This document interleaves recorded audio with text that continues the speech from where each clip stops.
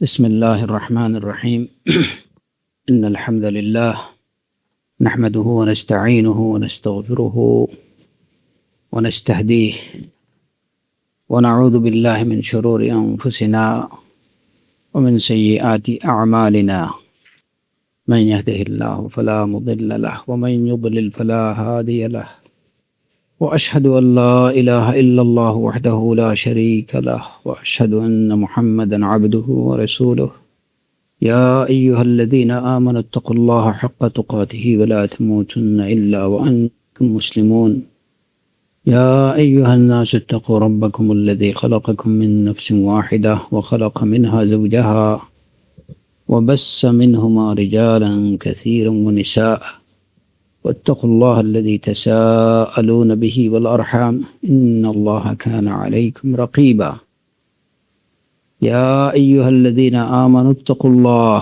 وقولوا قولا سديدا يصلح لكم أعمالكم ويغفر لكم ذنوبكم ومن يطع الله ورسوله فقد فاز فوزا عظيما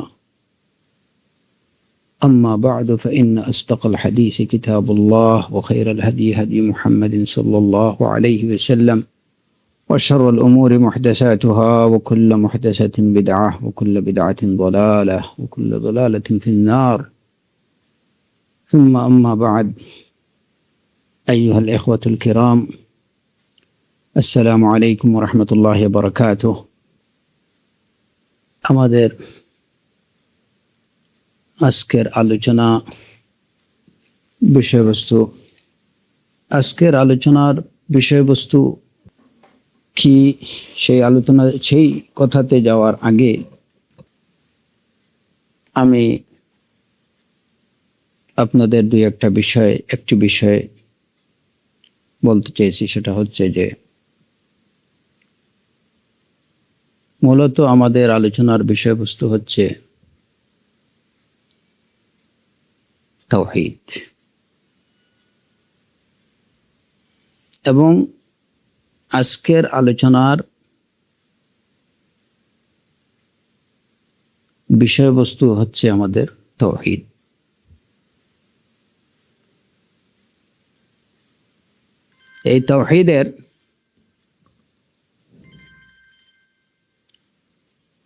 এই তাওহীদের মধ্যে আমরা আলোচনা করছি তাওহীদুল আসমা ওয়াস সিফাত নিয়ে। সুতরাং তাওহীদুল আসমা এবং সিফাত, আল্লাহ সুবহানাহু ওয়া তাআলার নাম এবং গুণাবলীর মধ্যে কয়েকটা গুণের কথা আমি আপনাদেরকে স্মরণ করে দিতে চাই। সেটা হচ্ছে আর রহমান, আর রহিম, আল করিম, আল ওয়াদুদ, আর রাউফ,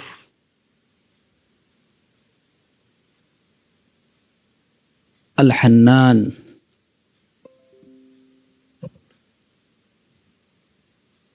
এই যে গুণাবলীগুলোর মধ্যে আল্লাহ আযজা ওয়া জাল্লার অনুগ্রহ, তার দয়া, তার মায়া, তার ভালোবাসা, এই যে বিষয়গুলা,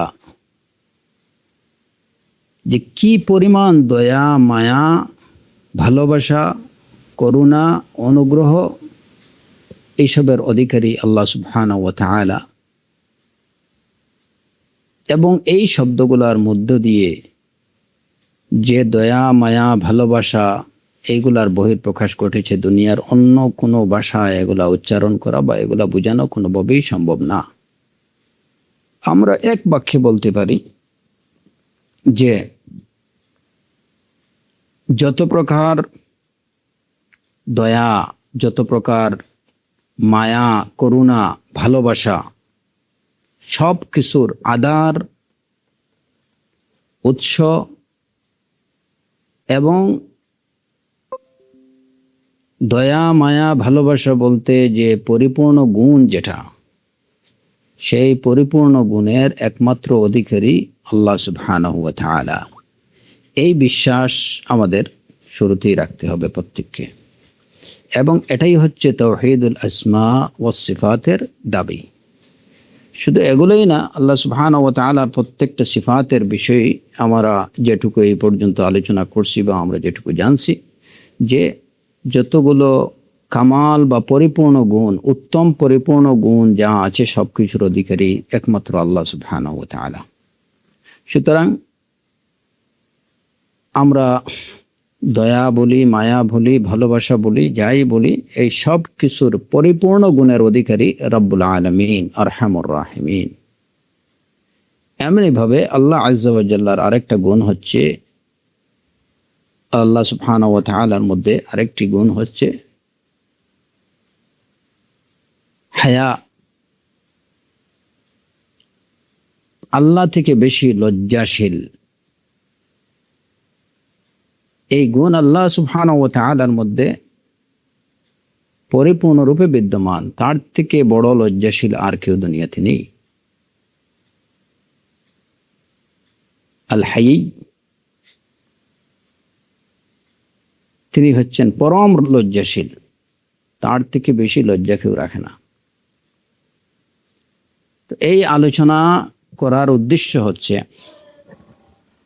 আমাদের লিসনার ইখওয়ান আখাওয়াত যারা আছেন তাদেরকে এটুকু বলা যে এই যে গুণাবলীগুলো, ভালোবাসা, হায়া,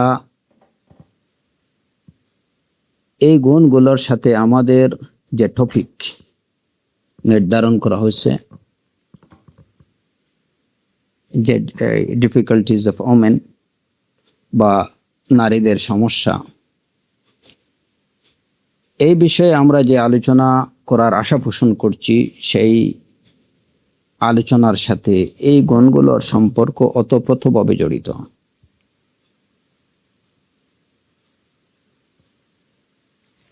প্রথমত এটা জেনে রাখবেন। দ্বিতীয়ত হলো এই আলোচনার সূত্রপাত তাওহীদুল আসমা এবং সিফাত দিয়ে করার আরেকটা উদ্দেশ্য হচ্ছে যে সালাফে সালেহিন রিদওয়ানুল্লাহি আলাইহিম আজমাইন এবং তাদের অনুসারী যে সমস্ত উলামায়ে কেরাম, তাদের আলোচনা কখনো তাওহীদের বাইরে কোনো আলোচনা হতো না। ওনারা দুনিয়ার অদ্ভুত যে কোনো সমস্যা নিয়ে আলোচনা করুন না কেন, সেই আলোচনার সূত্রপাত হতো তাওহীদ দিয়ে এবং সেই আলোচনা শেষ করতেন তারা তাওহীদ দিয়ে। আমাদের কোনো আলোচনাই, সেটা সমসাময়িক কোনো বিষয় হোক কিংবা আদি কোনো বিষয় হোক, সে যাই হোক, প্রবলেম বা ডিফিকাল্টিজ যাই হোক না কেন, এটার শুরু তাওহীদ দিয়ে, এটার সমাধানের শুরু করতে হবে এবং এটার আলোচনা শেষ করতে হবে তাওহীদ দিয়ে। তাওহীদের বাইরে আমাদের কোনো কিছু নেই। এটি হচ্ছে উলামা ও আহলে সুন্নাহ ওয়াল জামায়াতের ক্যারেক্টারিস্টিক্স, বৈশিষ্ট্য। ফিকহুল মুআসির বা সমসাময়িক বিষয় নিয়ে আলোচনা করতে গিয়ে যদি আমরা তাওহীদ, এই আলোচনার মধ্যে যে এটা তাওহীদের আলোকে, তাওহীদের লাইটে যদি এটার সমাধান না করা হয়, তাহলে অবশ্যই সেই সমাধানটা অসম্পূর্ণ এবং ত্রুটিপূর্ণ, যেটা সার্বিকভাবে গ্রহণযোগ্য না। আর যে কোনো সমস্যার সমাধান যদি তাওহীদ দিয়ে করা হয়, তাওহীদের আলোকে করা হয়, তাহলে অবশ্যই আশা করা যায় যে সেই সমাধানটা হবে ত্রুটিমুক্ত এবং পরিপূর্ণ। সো আমাদের এই আলোচনা আমরা শুরু করলাম সেই তাওহীদুল আসমা এবং সিফাত দিয়ে, এবং আসমা এবং সিফাতের এই গুণাবলীগুলোর সাথে আমাদের এই টপিকের সম্পর্ক ওতপ্রোতভাবে। এবং আরেকটা বিষয় হচ্ছে যে আমাদের যে লিসেনার যারা আছেন, আমাদের অনেকের মধ্যে হয়তো না জানার কারণে কিংবা অজ্ঞতার কারণে একটা ধারণা থাকে যে নতুন টপিকের প্রতি আমাদের আকর্ষণ থাকে অনেক বেশি।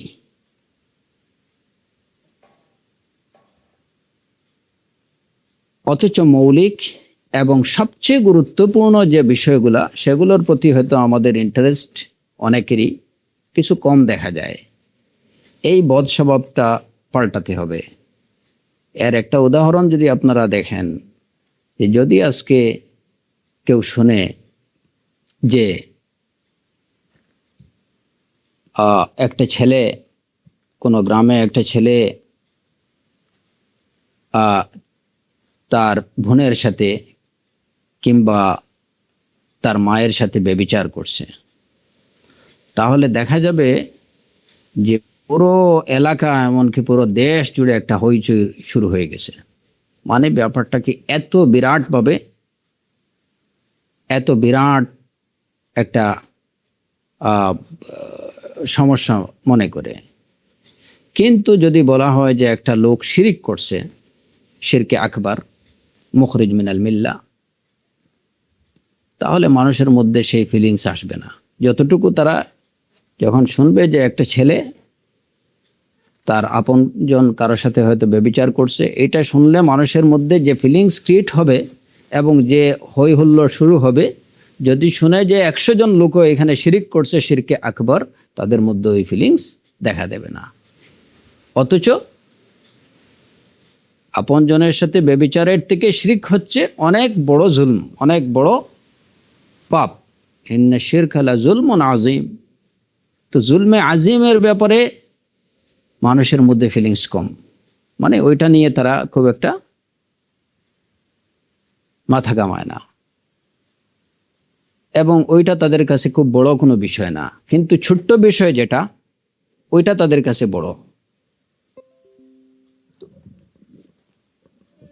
এই মানসিকতা বা এই যে ধ্যান ধারণা, এটার থেকে দেখা যায় যে অনেক সময় যখন আমরা শুনি যে সমসাময়িক কোনো বিষয় নিয়ে আলোচনা হবে, তো এখানে মাশাআল্লাহ আমরা যথেষ্ট আগ্রহ বোধ করি, উৎসাহ বোধ করি। কিন্তু যদি হয় যে না, এখানে বিষয় হবে, আলোচনার বিষয় হবে তাওহীদ, তো সুবহানাল্লাহ, আল্লাহুল মুস্তাআন, ইখওয়ান বা আখাওয়াতদের মধ্যে সেই পরিমাণ ফিলিংস দেখা যায় না। তাদের কাছে মনে হয় যে এটা তো সেই পুরানো একটা বিষয়। কিন্তু এই তাওহীদ আসলুল উসুল, যদি কোনো আলোচনা হয় তাওহীদের বাইরে, যে আলোচনার মধ্যে তাওহীদ থাকবে না, ওই আলোচনা সম্পূর্ণরূপে ত্রুটিযুক্ত, ত্রুটিপূর্ণ আলোচনা, অসম্পূর্ণ আলোচনা। অতএব আমরা যেন এই মানসিকতা পরিত্যাগ করি। আল্লাহ সুবহানাহু ওয়া তাআলা আমাদেরকে সঠিক বিষয়টা সঠিকভাবে জানার এবং বোঝার তৌফিক দান করুন এবং সেটাকে অনুশীলন করার তৌফিক দান করুন। আমিন। আজকের যে বিষয় হচ্ছে ডিফিকাল্টিজ অফ ওমেন বা নারীদের সমস্যা, এই শিরোনাম, এটা হচ্ছে একটা মুজমাল বা সংক্ষিপ্ত একটা শিরোনাম, কিন্তু এই শিরোনামটা তাৎপর্যপূর্ণ এবং এটা বেশ কিছু বিষয়কে অন্তর্ভুক্ত রাখে। শুরুতেই আপনারা এই আলোচনার এটা খেয়াল রাখবেন যে নারীদের সমস্যা, এই বিষয় নিয়ে যে আমরা যে আলোচনাটুকু করব, প্রথমত সেই আলোচনাকে আমরা 3 ভাগে ভাগ করব। নাম্বার 1,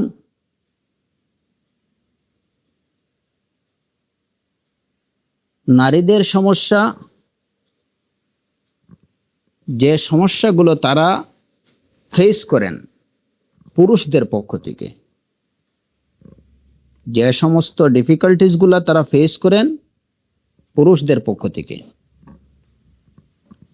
নাম্বার 2 হচ্ছে এই ডিফিকাল্টিস অফ ওমেনের মধ্যেই আরেকটা বিষয় হচ্ছে নারীদের দ্বারা যে সমস্যাগুলো ক্রিয়েট হয় বা সংগঠিত হয়, নারীদের দ্বারা সংগঠিত সমস্যা। প্রথমত হচ্ছে যে সমস্যা বা যে প্রবলেমসগুলো নারীরা ফেস করেন মিন কিবালির রিজাল, পুরুষদের পক্ষ থেকে বা সমাজের পক্ষ থেকে। দ্বিতীয়ত হলো যে নারীদের দ্বারা যে সমস্যাগুলো দেখা দেয়, এই সমস্যাগুলো সমাজের জন্য কিংবা পুরুষের জন্য, পুরুষের জন্য কিংবা সমাজের জন্য নারীরা যে সমস্যাগুলো তৈরি করেন, অর্থাৎ যে সমস্যাগুলোর পিছনে নারীরা দায়ী। আচ্ছা, তৃতীয়ত হলো, যদিও এটা এই দ্বিতীয়টার মধ্যে অন্তর্ভুক্ত, কিন্তু তারপরেও এটা স্পেসিফিক আরেকটা কি হচ্ছে যে ইন জেনারেল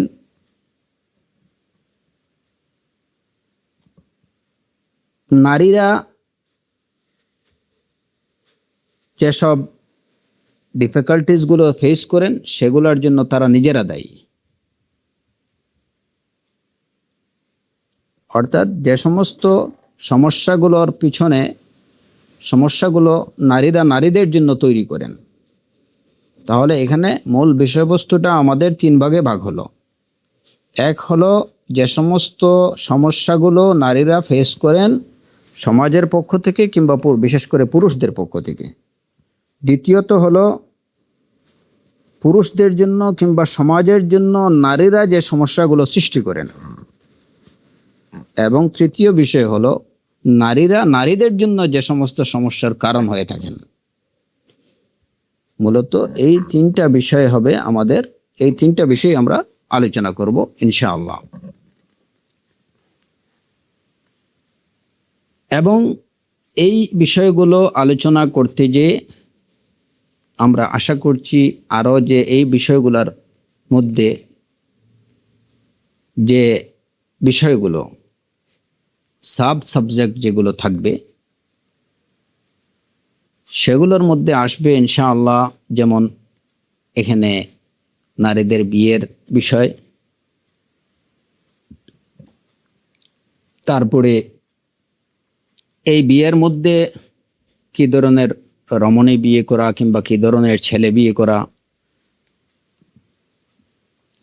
তারপরে একাধিক বিয়ের বিধান,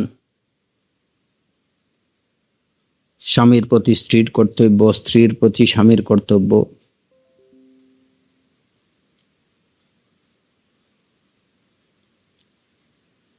এবং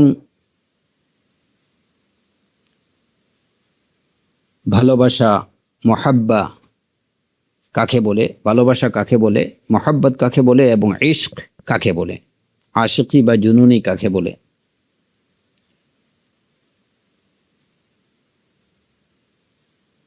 এই বিষয়গুলো ইনশাআল্লাহ এবং হয়তো আরও কিছু বিষয় আমাদের আলোচনাতে অন্তর্ভুক্ত থাকবে বলে আশা রাখছি, যদি আল্লাহ সুবহানাহু ওয়া তাআলা আমাদেরকে তৌফিক দেন।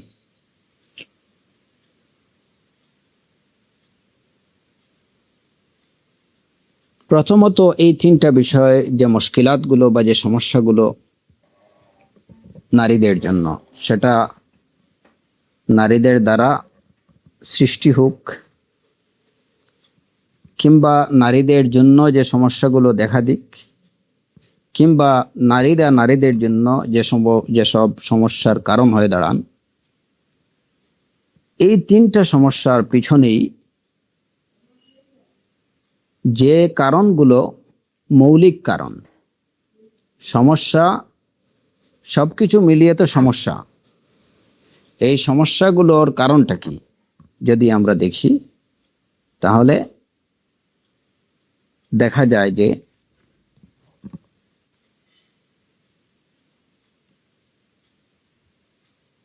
চারটা বিষয় হচ্ছে এই সব সমস্যার সৃষ্টির কারণ, মৌলিক চারটা বিষয়।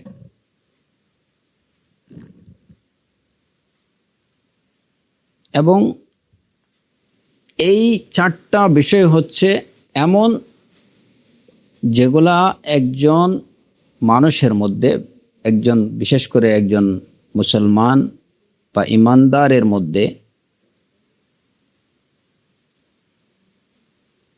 পাপ ঢোকার জন্য বা একজন ইমানদার লোক পাপে আক্রান্ত হওয়ার জন্য তার যে সদর দরজা, যেগুলো এই চারটা বিষয় হচ্ছে তার সদর দরজা। এই চারটা বিষয় হচ্ছে তার সদর দরজা। এবং এই চারটা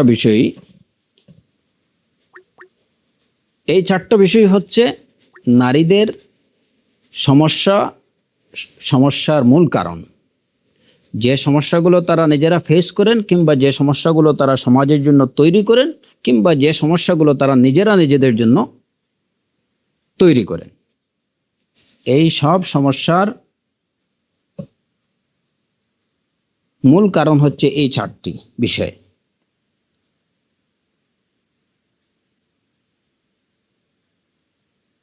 যে 4টা বিষয়ের মাধ্যমে একজন বান্দা, একজন মুসলিম গুনাহের দ্বারা আক্রান্ত হয় কিংবা গুনাহের মধ্যে নিপতিত হয়, অর্থাৎ তার মধ্যে পাপ, যে সমস্ত বিষয়ের দ্বারা বা যে সমস্ত দৌড় দিয়ে তার মধ্যে পাপ আসে, এই দৌড় হচ্ছে 4টা। আর এই 4টা দৌড়ই হচ্ছে ডিফিকাল্টিজ অফ ওমেন্সের মূল কারণ।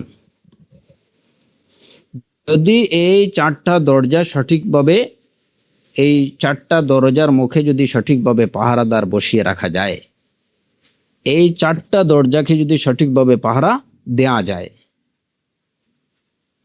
তাহলে একজন মানুষ, পুরুষ হোক কিংবা মহিলা হোক, সে অবশ্যই পাপ থেকে বেঁচে থাকতে পারবে এবং নারী গঠিত কিংবা পুরুষ গঠিত সমস্যা থেকে দূরে থাকতে পারবে। এই 4টা বিষয় হচ্ছে, এই যে দরজাগুলো বা যে ডোরগুলো দিয়ে এই সমস্যাটা তৈরি হয় বা সমস্যাগুলো আসে, সেটা হচ্ছে নাম্বার 1,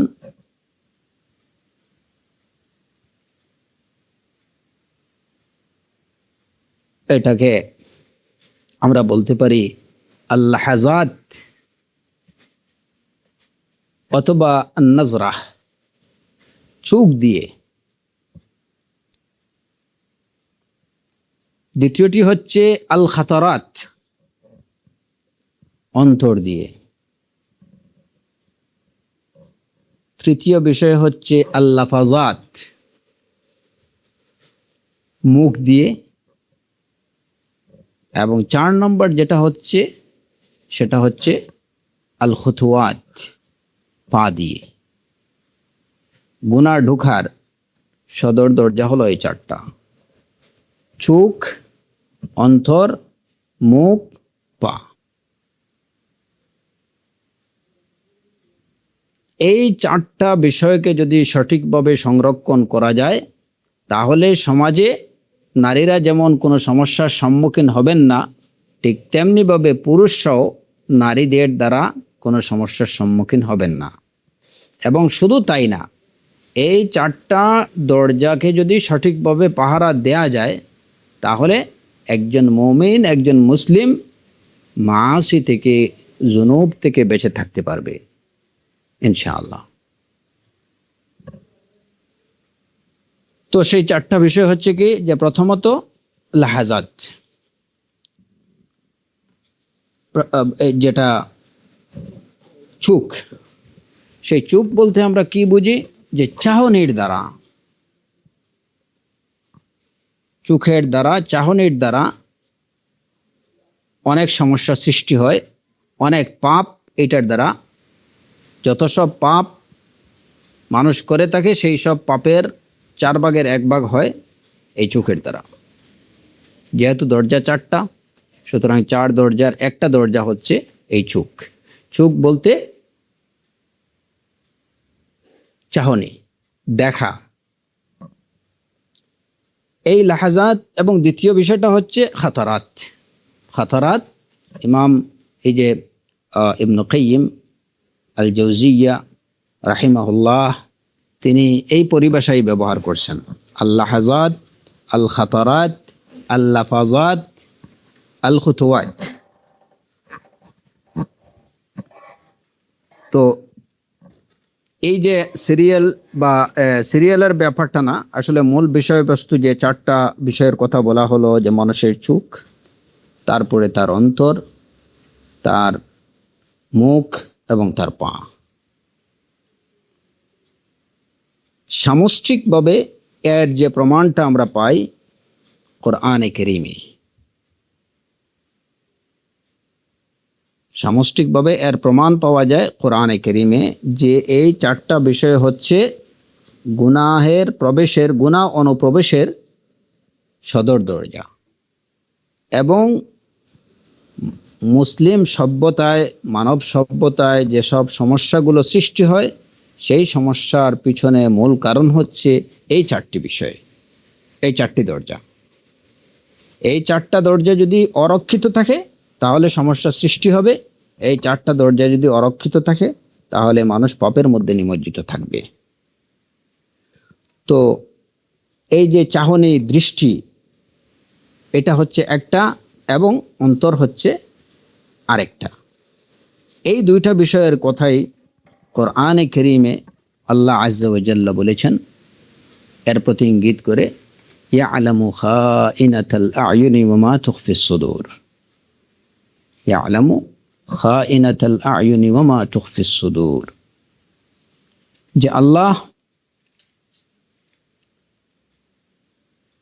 জানেন যে চোখ চুরি করে, ওয়া মা তুখফিস সুদূর, এবং অন্তরে যেটা গোপন থাকে বা অন্তর যেটাকে গোপন করে সেসব বিষয় আল্লাহ জানেন।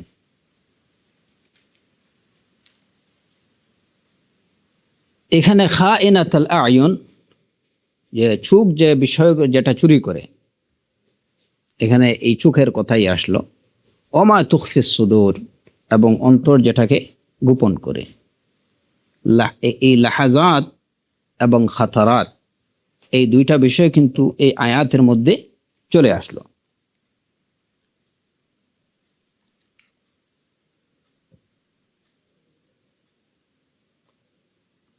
এরপরে যে বিষয়টা, সেটা তৃতীয় নম্বর, যেটা হলো যে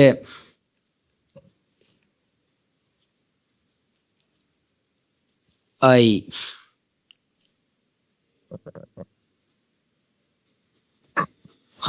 লাফাজাত এবং খুতুয়াত, লাফাজাত এবং খুতুয়াতের বিষয়টা আমরা পাই কোরআনে কারীমে আল্লাহ আজ্জা ওয়া জাল যেখানে বলেছেন, ওয়া ইবাদুর রহমানিল্লাযীনা ইয়ামশুনা আলাল আরদি হাওনা ওয়া ইযা খাতাবাহুমুল জাহিলুনা ক্বালু সালামা। এই আয়াত থেকেই কিন্তু উলামায়ে কেরাম এই দুটো বিষয়কে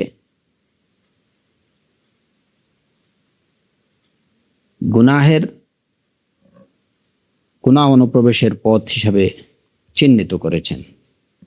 এই আয়াতে আল্লাহর রহমানের বান্দাদের বৈশিষ্ট্য বলা হয়েছে যে তারা ইয়ামশুনা আলাল আরদি হাওনা, তারা পৃথিবীতে চলাফেরা করেন বিনয়ের সাথে, নম্রভাবে। আর তাদের আরেকটা বৈশিষ্ট্য হচ্ছে ওয়া ইযা খাতাবাহুমুল জাহিলুন, যখন জাহেলরা তাদেরকে সম্বোধন করে, ক্বালু সালামা, তারা বলেন সালাম।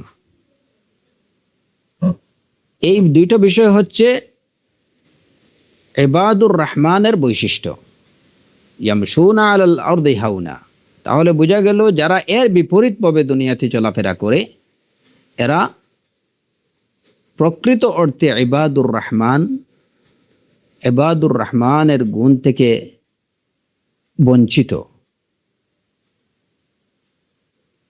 এবং যারা ওয়া ইযা খাতাবাহুমুল জাহিলুনা ক্বালু সালামা, এখানে এই মুখের বিষয়ের প্রতি ইঙ্গিত করা হয়েছে যে যারা জাহেলদেরা যখন তাদেরকে সম্বোধন করে, তখন তারা কোনো রকম তর্কাতর্কি কিংবা বাড়াবাড়িতে যান না।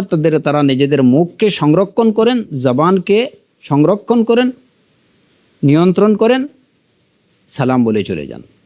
ওয়া ইযা খাতাবাহুমুল জাহিলুনা ক্বালু সালামা। তাহলে এই দুইটা গুণ, মুখের সংরক্ষণ এবং চলার সংরক্ষণ, এই দুইটা বিষয় হচ্ছে ইবাদুর রহমানের বৈশিষ্ট্য। সুতরাং এই দুইটা বৈশিষ্ট্য যাদের মধ্যে থাকবে না, তারা প্রকৃত অর্থে কিনা ইবাদুর রহমান না, কিংবা প্রকৃত মুমিনিন মুত্তাকিনদের যে বৈশিষ্ট্য সেটা থেকে তারা বঞ্চিত। এর দলিল হচ্ছে এই আয়াত। তাহলে গুনাহ অনুপ্রবেশের যে রাস্তাগুলো, সেই রাস্তাগুলোর পক্ষে এই যে চারটা বিষয়কে উলামায়ে কেরাম চিহ্নিত করলেন, তার প্রমাণ আমরা পেয়ে গেলাম।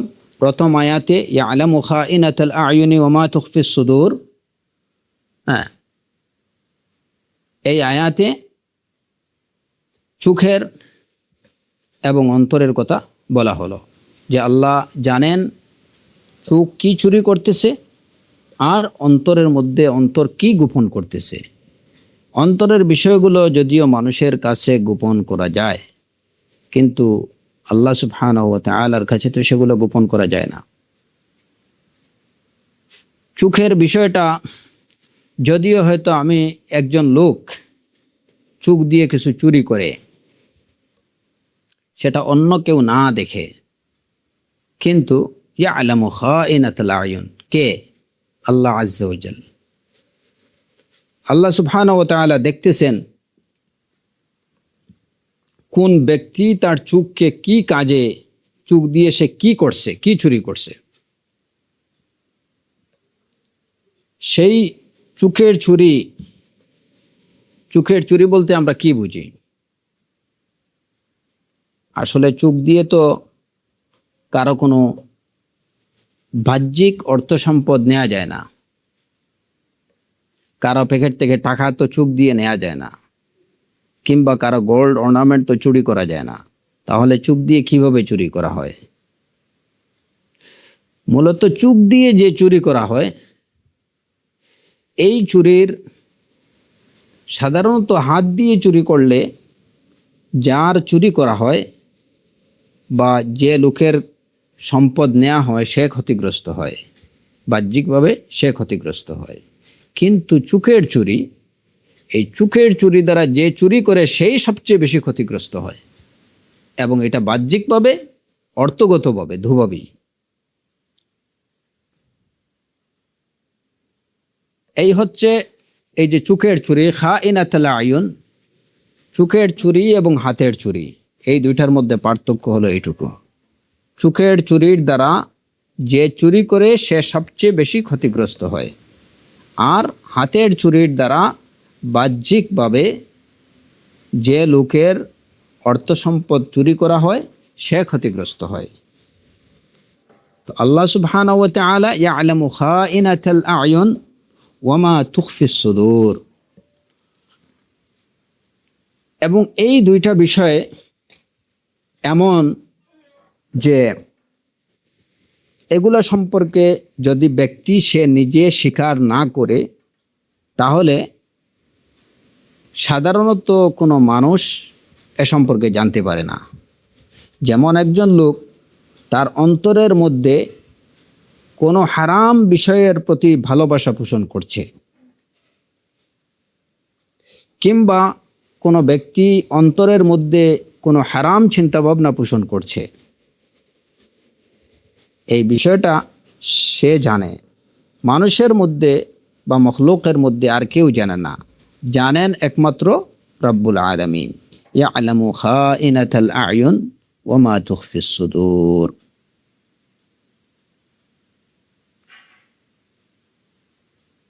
এমনিভাবে চোখ দিয়ে যে চুরি করা হয়, যেমন হয়তো আমি দূর থেকে, একজন লোক দূর থেকে কিছু দেখতেছে, ওই জিনিসটা সেই দেখতেছে, অন্য কেউ দেখতেছে না।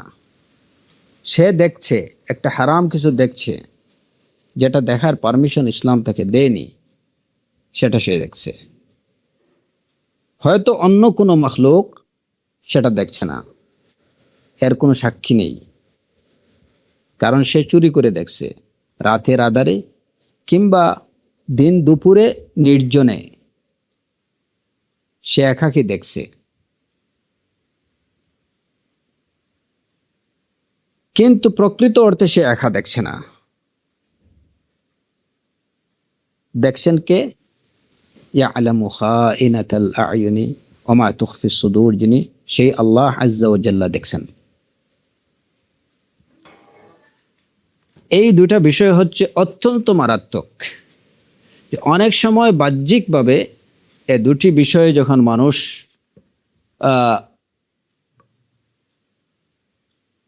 কোনো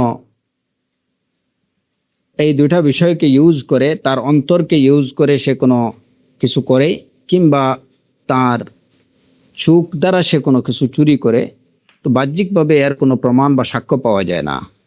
একমাত্র শাহিদ আল্লাহ আযজা ওয়া জাল, যিনি সব কিছু দেখেন এবং সব কিছু জানেন। এই চারটা বিষয়ের মধ্যে আমাদের আজকের বিষয়টা সংক্ষিপ্তভাবে আমরা আলোচনা করব এই চোখের বিষয়টা নিয়ে।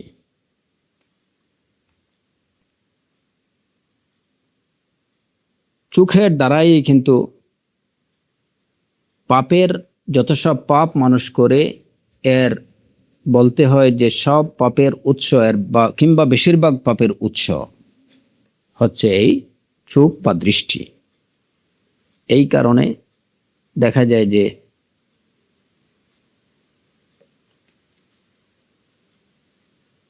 উলামায়ে কেরাম কেউ কেউ বলছেন যে এই দৃষ্টিটাই হচ্ছে শাহওয়া বা কুপ্রবৃত্তির প্রতি দাবিতকারী মূল বিষয় হচ্ছে এই দৃষ্টি। আর এই দৃষ্টিকে সংযত করাটাই হচ্ছে মানুষের গুপ্তাঙ্গকে হেফাজতের মূল চাবিকাঠি। তাই যে তার চোখকে ছেড়ে দেবে, নিয়ন্ত্রণহীনভাবে ছেড়ে দেবে, সে ধ্বংসের মধ্যে পড়ে যাবে। এই চোখ হচ্ছে বা এই যে দৃষ্টি হচ্ছে আন-নাজরা সাহমুন মাসমুমুম মিন সিহাম ইবলিস। রাসূলুল্লাহ সাল্লাল্লাহু আলাইহি ওয়াসাল্লাম, মুসনাদে আহমদের হাদিস, রাসূলুল্লাহ সাল্লাল্লাহু আলাইহি ওয়াসাল্লাম বলছেন যে আন-নাজরা সাহমুম মাসমুম, বিষাক্ত তীর, মিন সিহাম ইবলিস, ইবলিস যে সমস্ত বিষাক্ত তীর নিক্ষেপ করে, সেই বিষাক্ত তীরের মধ্যে একটা হচ্ছে এই কুদৃষ্টি।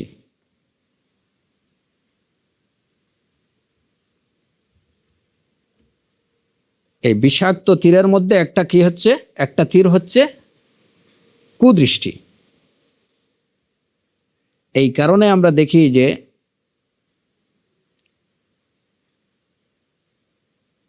কোরআনে কারীমে আল্লাহ আযজা ওয়া জাল ইরশাদ করেছেন, কুল লিল মুমিনিনা ইয়াগুদ্দু মিন আবসারিহিম ওয়া ইয়াহফাযু ফুরুজাহুম যালিকা আযকা লাহুম ইন্নাল্লাহা খাবীরুম বিমা ইয়াসনাউন। যে হে নবী, আপনি বলুন, মুমিনদেরকে বলুন, ইয়াগুদ্দু মিন আবসারিহিম,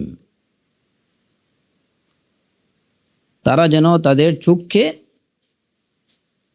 গজ্জুল বাসার মানে চোখকে তারা নিচের দিকে রাখে, চোখকে তারা নিয়ন্ত্রণে রাখে। ওয়া ইয়াহফাযু ফুরুজাহুম, এবং তারা যেন তাদের যৌনাঙ্গকে হেফাজত করে। যালিকা আযকা লাহুম, পবিত্রতার জন্য এটা সবচেয়ে উত্তম তাদের জন্য। এবং তারা যা করে সে বিষয়ে আল্লাহ সম্যক অবগত।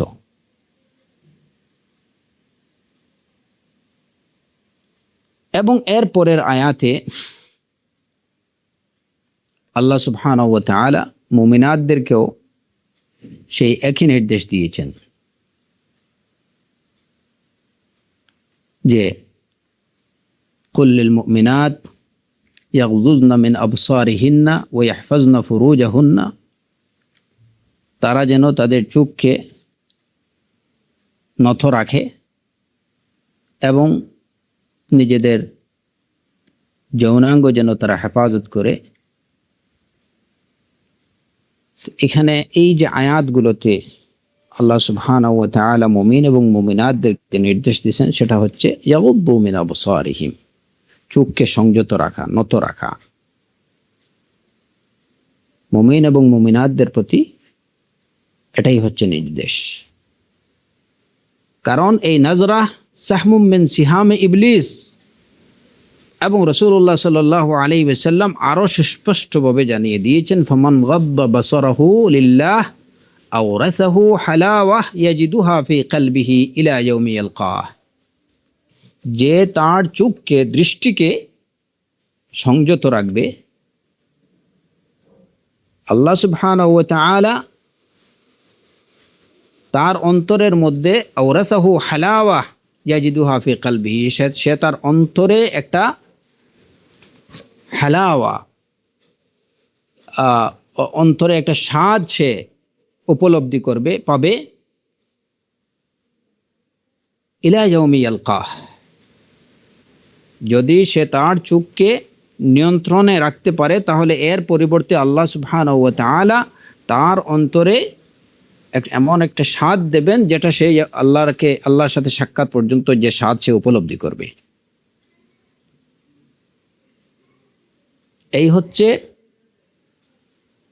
চোখ নিয়ন্ত্রণের সামারা বা ফায়দা। এই যে কোরআনে কারীমে চোখ নিয়ন্ত্রণের এই নির্দেশ কেন? এই চোখই হচ্ছে কিন্তু সব বেশিরভাগ পাপ অনুপ্রবেশের প্রবেশপথ। এই জায়গাতে যদি সঠিকভাবে পাহারা বসানো যায়, চোখকে যদি নিয়ন্ত্রণে রাখা যায়, এটাকে যদি সংরক্ষণ করা যায়, তাহলে মুমিন বান্দা তার অন্তরের মধ্যে একটা স্বাদ অনুভব করবে, যে স্বাদ অন্য কেউ অনুভব করবে না। এই দৃষ্টি হচ্ছে সব ফাসাদের মূল।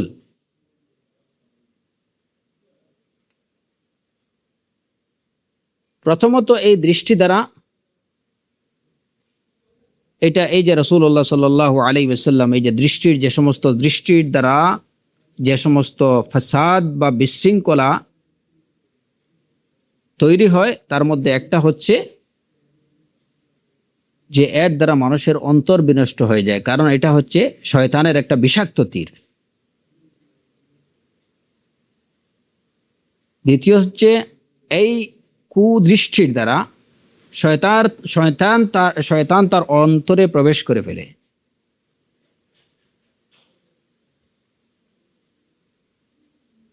এবং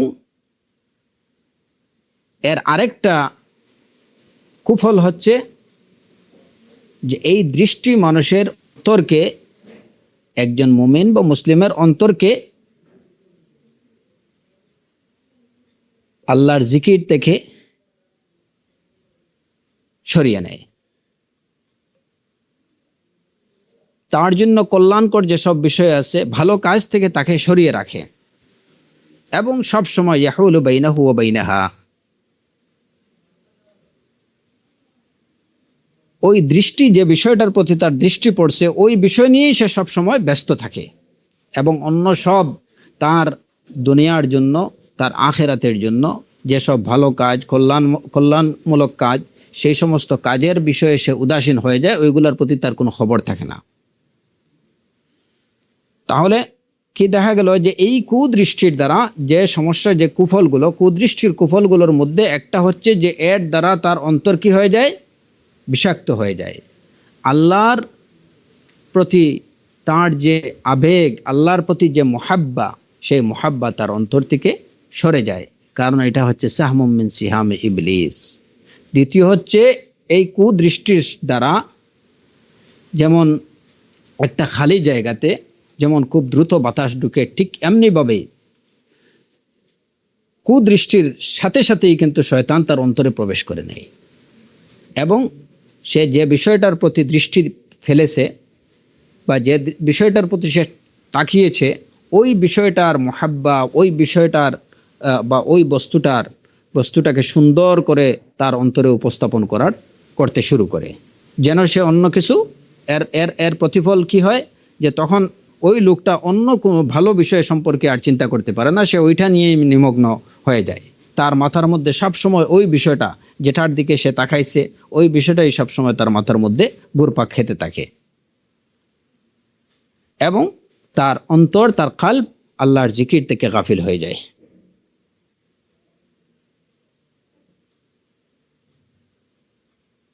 অন্তর সম্পর্কে এই যে উলামা ও সুলুক যারা, বা এই যে অন্তর সম্পর্কে, তাজকিয়া সম্পর্কে, তাসফিয়া সম্পর্কে বিশেষজ্ঞ যে সমস্ত উলামায়ে কেরাম, তারা বলছেন যে বাইনাল আইনি ওয়াল কলব মুনাফিজ ওয়া তারিক, চোখের মধ্যে এবং অন্তরের মধ্যে একটা রাস্তা আছে। যখন চোখ এবং অন্তরের মধ্যে সংযোগ স্থাপনকারী একটা রাস্তা আছে। যখন চোখ খারাপ হয়ে যায়, নষ্ট হয়ে যায়, তখন অন্তরও কিন্তু নষ্ট হয়ে যায়। কারণ সংযোগ সড়ক কিন্তু একটাই, চোখের মধ্যে এবং অন্তরের মধ্যে সংযোগ সড়ক একটাই। এখন চোখ যখন তার কুদৃষ্টি ফেলতে শুরু করবে এবং কুদৃষ্টির দ্বারা যখন চোখ নষ্ট হয়ে যাবে, তখন কিন্তু অন্তরও নষ্ট হয়ে যাবে। এর জন্য কোরআনে কারীমে আল্লাহ সুবহানাহু ওয়া তাআলার এই নির্দেশ, কুল লিল মুমিনিনা ইয়াগুদ্দু মিন আবসারিহিম ওয়া ইয়াহফাযু ফুরুজাহুম যালিকা আযকা লাহুম ইন্নাল্লাহা খাবীরুম বিমা ইয়াসনাউন।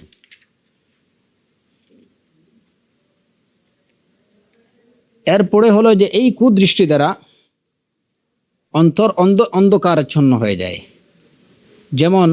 যেভাবে মানুষ যদি তার চোখকে নিয়ন্ত্রণ করে, চোখকে সংযত রাখে, তাহলে এর দ্বারা তার অন্তর যেভাবে আলোকিত হয়, ঠিক যখন এই চোখকে বিপরীত কাজে, অর্থাৎ এই চোখের দ্বারা যখন সে মন্দ জিনিসগুলো দেখতে থাকবে, তখন এর দ্বারা তার অন্তরের মধ্যে অন্ধকারাচ্ছন্ন হয়ে যাবে। সে তখন সত্যটাকে সত্য হিসাবে দেখতে পারবে না, মিথ্যাকে মিথ্যা হিসাবে দেখতে পারার শক্তি হারিয়ে ফেলবে।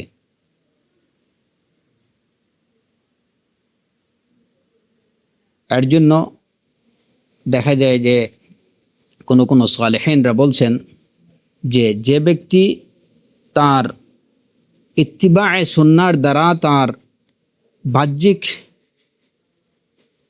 বিষয়গুলোকে ঠিকঠাক করে নেবে এবং তার অভ্যন্তরীণ বিষয়গুলোকে, তার দিলের ব্যাপারগুলোকে মুরাকাবা দ্বারা, অর্থাৎ আল্লাহ সুবহানাহু ওয়া তাআলা তাকে দেখছেন, সে আল্লাহকে দেখছে, এই মনোভাব নিয়ে সে যখন তার অন্তরকে প্রহারা দিতে থাকবে এবং সে যদি যখন মাহারিম থেকে, হারাম বিষয়বস্তু থেকে তার চোখকে সংযত রাখবে, তার নফসকে যখন সে তার শুবহাত থেকে দূরে রাখবে আর হালাল খাবার খাবে, লাম তুখতি লাহু ফিরাসা, তার ফিরাসা ভুল করবে না। ফিরাসা কি? যে ওই লোকের জ্ঞান বুদ্ধি বিবেকের দ্বারা সে যেটা বলবে, তাতে সে আশা করা যায় যে সে ভুল করবে না। ওই লোকটা যেটুকু অনুমান করবে, তার অনুমানটা মানে তার ওই যে সাধারণ বিবেকের দ্বারা সে যেটুকু অনুমান করবে, তাতে সে আশা করা যায় ভুল করবে না। এইটা হচ্ছে এই যে বিষয়গুলা। এর মধ্যে একটা বিষয় হচ্ছে ওয়াগাদ্দা বাসারাহু আনিল মাহারিম, যদি সে কি তার দৃষ্টিকে যদি মাহারিম থেকে, হারাম বিষয়গুলো থেকে যদি তার চোখকে সরিয়ে রাখে, সংযত রাখে, তাহলে তার প্রতিফল হিসাবে এবং এর সাথে সাথে সে তার বাহ্যিক দেহাবয়বকে, মানে বাহ্যিকভাবে যদি সে সুন্নতের অনুসারী হয়, তার যেমন কাপড় চোপড় কিংবা অন্যান্য বিষয়গুলা, শারীরিকভাবে যেসব সুন্নতগুলা পালন করা হয়, সেগুলো যদি সে সঠিকভাবে পালন করে এবং অন্তরকে যদি সে সঠিকভাবে পাহারা দেয়, তার চোখকে যদি সে মাহারিম থেকে, হারাম বিষয়বস্তু থেকে সংযত রাখে এবং শুবহাত থেকে যদি তার নফসকে বাঁচিয়ে রাখতে পারে এবং হালাল খাবার যদি সে খায়, তাহলে লাম তুখতি লাহু ফিরাসা, তখন ওই লোকটার ফিরাসাটা কিন্তু ভুল করবে না। তার জ্ঞান বিবেক বুদ্ধি যেটা বলবে, এর মধ্যে সে ভুল করবে না। তো এইটা হচ্ছে মূলত অন্যান্য বিষয়ের সাথে সাথে চোখকে সংযত রাখার একটা সুফল।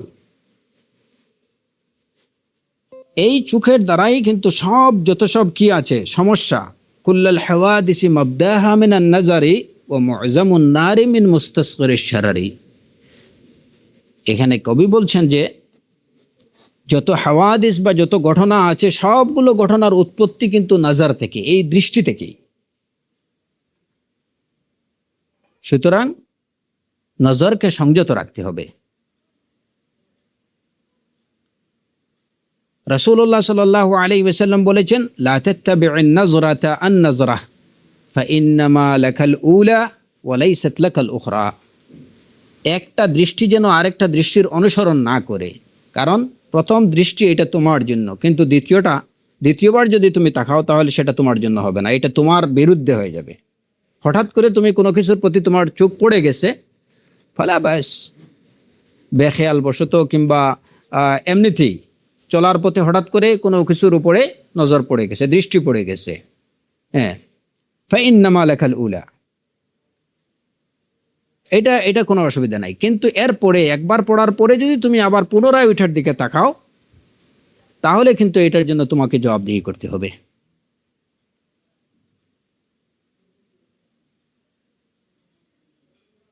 রাসূলুল্লাহ সাল্লাল্লাহু আলাইহি ওয়াসাল্লাম আরো স্পষ্টভাবে বলেছেন, গুদ্দু আবসারাকুম ওয়াহফাজু ফুরুজাকুম, তোমরা নিজেদের চোখকে সংযত করো, রাখো, ওয়াহফাজু ফুরুজাকুম, এবং নিজের এই যৌনাঙ্গকে হেফাজত করো। কারণ এই চোখ এটাই হচ্ছে সব হাওয়াদিস বা যত সব দুর্ঘটনা, যত সব সমস্যা, সব সমস্যার উৎপত্তির হয় এই চোখ থেকে, এই দৃষ্টি থেকে। অতএব দৃষ্টির ব্যাপারে সাবধান।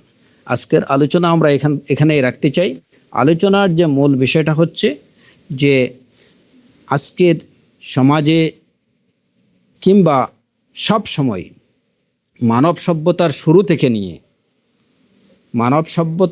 থেকে নিয়ে যত সমস্যা নারীরা যত সব সমস্যার সম্মুখীন হচ্ছেন, কিংবা নারীদের দ্বারা পুরুষরা যত সব সমস্যার সম্মুখীন হচ্ছেন, কিংবা নারীদের দ্বারা নারীরা যত সব সমস্যার সম্মুখীন হচ্ছেন, সেই সব সমস্যার মূল কারণ হচ্ছে চারটি বিষয়: আল লাহাজাত ওয়াল খাতারাত ওয়াল লাফাজাত ওয়াল খুতুয়াত। চোখ, অন্তর, মুখ, পা, এই চারটা বিষয়কে যদি নিয়ন্ত্রণে রাখা যায় তাহলে আশা করা যায় এই যে ডিফিকাল্টিস অফ ওমেনগুলো যেগুলো আছে এইগুলাকে ওভারকাম করা যাবে এবং এই সমস্যা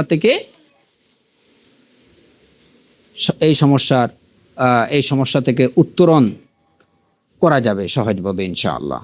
আল্লাহ সুবহানাহু ওয়া তাআলা আমাদের প্রত্যেককেই নিজেদের দৃষ্টিকে সংযত রাখার হারাম বিষয় থেকে এবং আল্লাহ সুবহানাহু ওয়া তাআলার অপছন্দনীয় সকল বিষয় থেকে, বস্তু থেকে নিজেদের চোখকে নিয়ন্ত্রণ সংযত রাখার এবং আল্লাহর পছন্দনীয় সব কাজে নিজেদের চোখকে ব্যবহারের তৌফিক দান করুন এবং এর দ্বারা উম্মতে মুসলিমার পুরুষ এবং নারীদের মধ্যে যেসব সমস্যা দেখা দেয় সেসব সমস্যা থেকে নাজাত দান করুন।